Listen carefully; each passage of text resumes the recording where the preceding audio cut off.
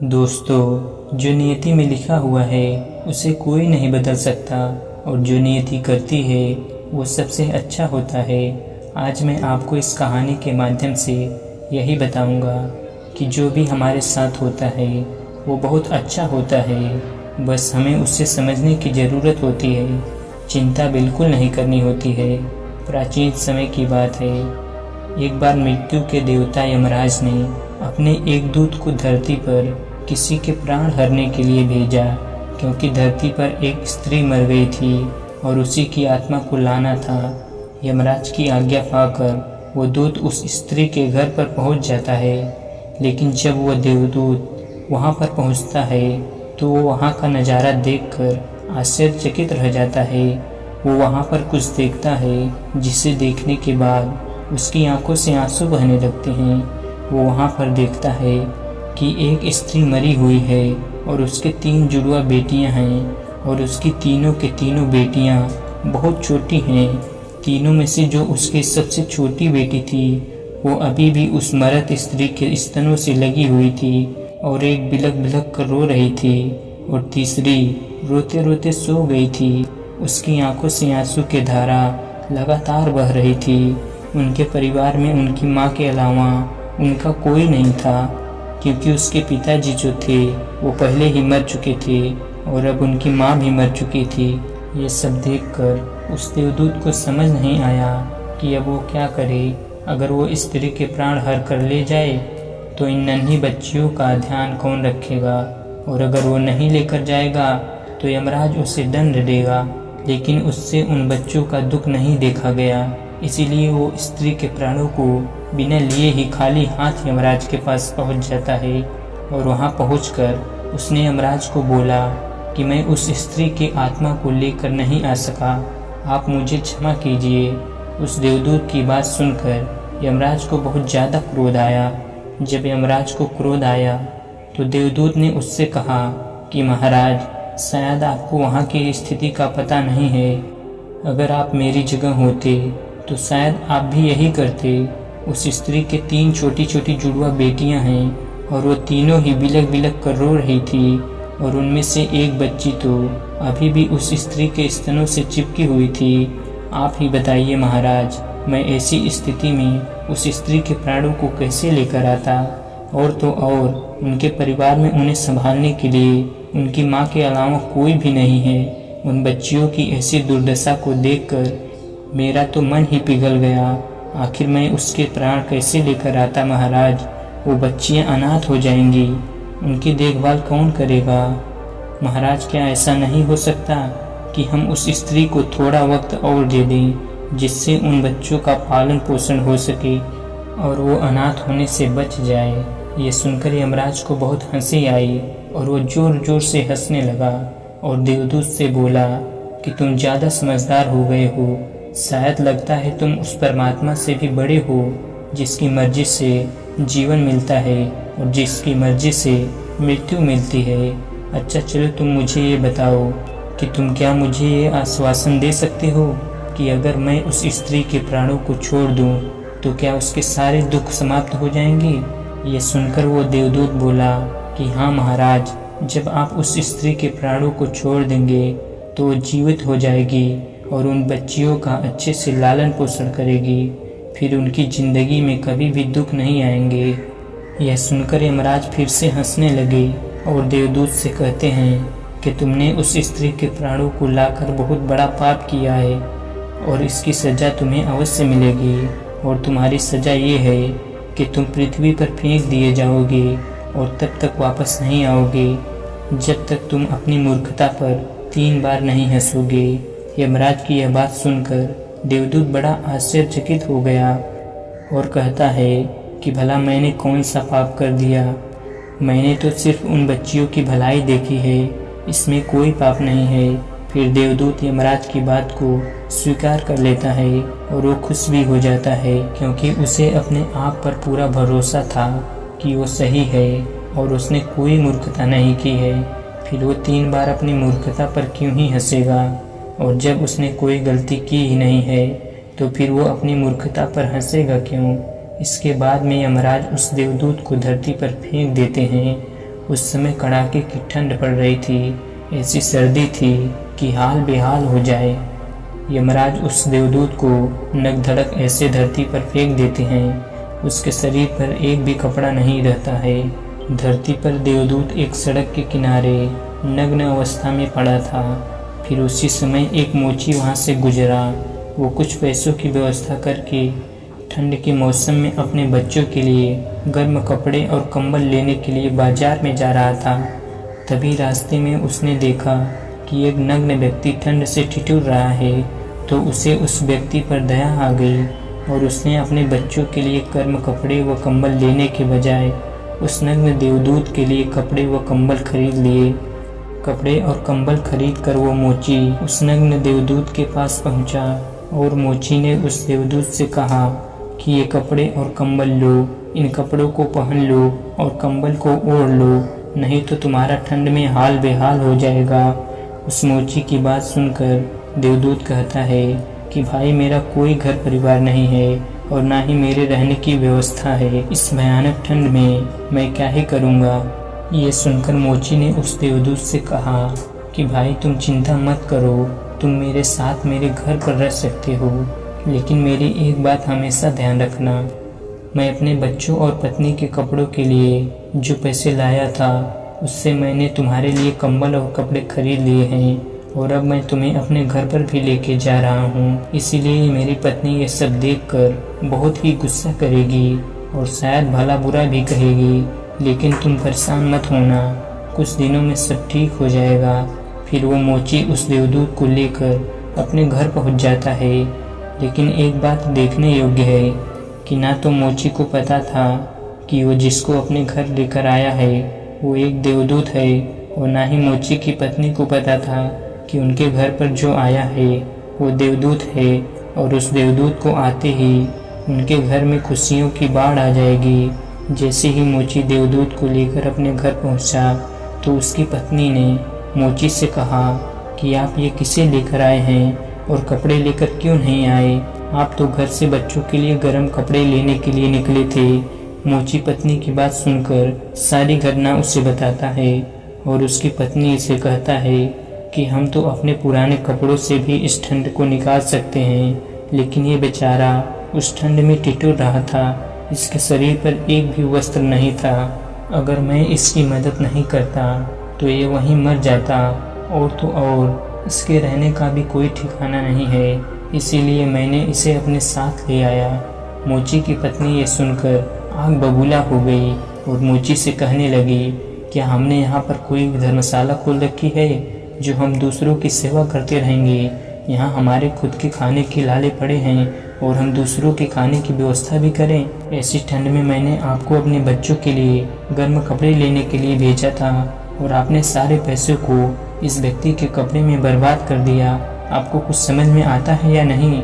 मोची की पत्नी मोची पर खूब बरसी, खूब चिरकी चिल्लाई। उसने मोची को खूब बुरा भला कहा। देवदूत ये सारी घटना बड़े ही ध्यान से देख रहा था और उस देवदूत को आज पहली बार अपनी मूर्खता पर हंसी आई। मोची ने देवदूत को हंसते हुए देखा तो उससे पूछा कि क्या हुआ भाई, तुम हंस क्यों रहे हो? मोची की बात सुनकर देवदूत ने उससे कहा कि जब मैं 3 बार हंस लूँगा तब मैं तुम्हें अपनी हंसी का कारण बताऊँगा, लेकिन अभी मैं तुम्हें कुछ भी नहीं बता सकता।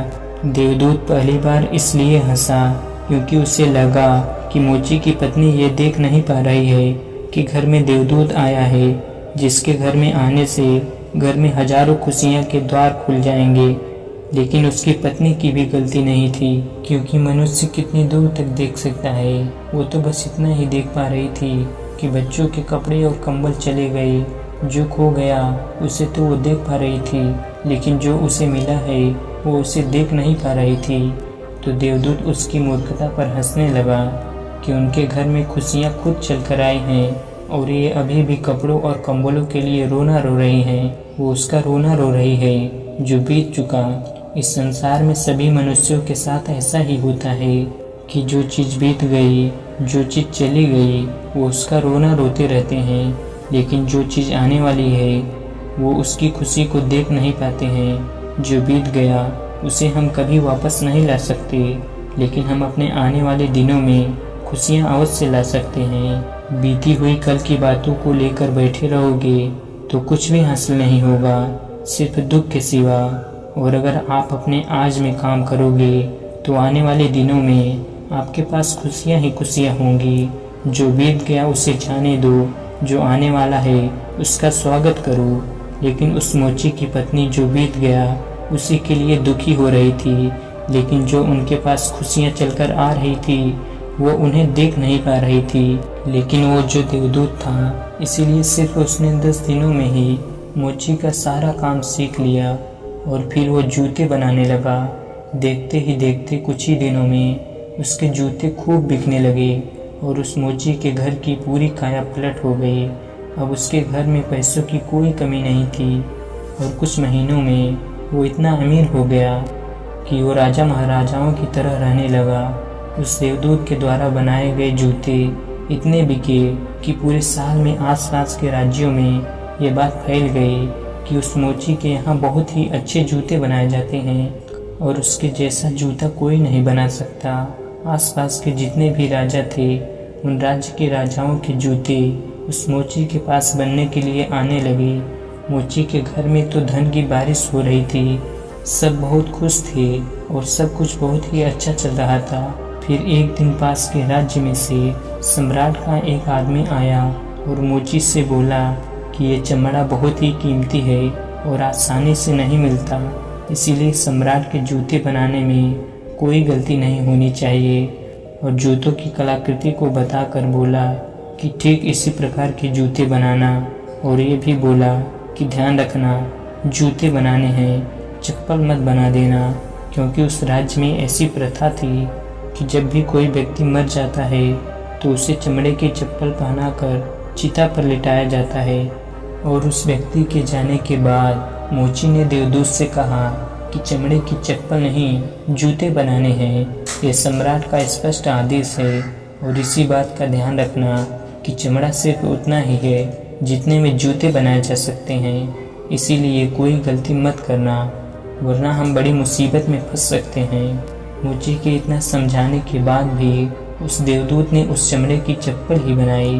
और जब मोची ने ये देखा कि देवदूत ने जूते की जगह चप्पल बनाई है तो वो आग बबूला हो गया और गुस्से में इतना पागल हो गया कि डंडा लेकर देवदूत को बहुत मारा और कहा कि मैंने तुम्हें बार बार समझाया था कि जूते बनाने हैं, लेकिन तुमने चप्पल बना दी। अब सम्राट हमें नहीं छोड़ेगा, तुम तो मरोगे जो मरोगे, मुझे और मेरे परिवार को भी फांसी लगवाओगे।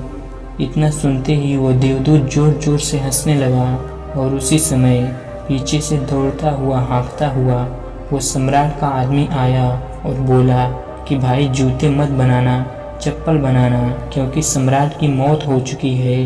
इतना सुनते ही मोची के हाथ से डंडा छूटकर जमीन पर जा गिरा और उस मोची ने देवदूत के पैर पकड़ लिए और उसे कहा कि भाई मुझे माफ़ कर दो, मैंने तुम्हारे ऊपर आज हाथ उठा लिया, मेरे से बहुत बड़ी भूल हो गई। ये सुनकर देवदूत ने कहा कि कोई बात नहीं, मैं तो यहाँ पर अपनी सज़ा भुगत रहा हूँ। देवदूत की ये बात सुनकर मोची ने कहा कि कौन सी सज़ा, और मैंने तुम्हारे को इतना मारा और फिर भी तुम हंस रहे हो।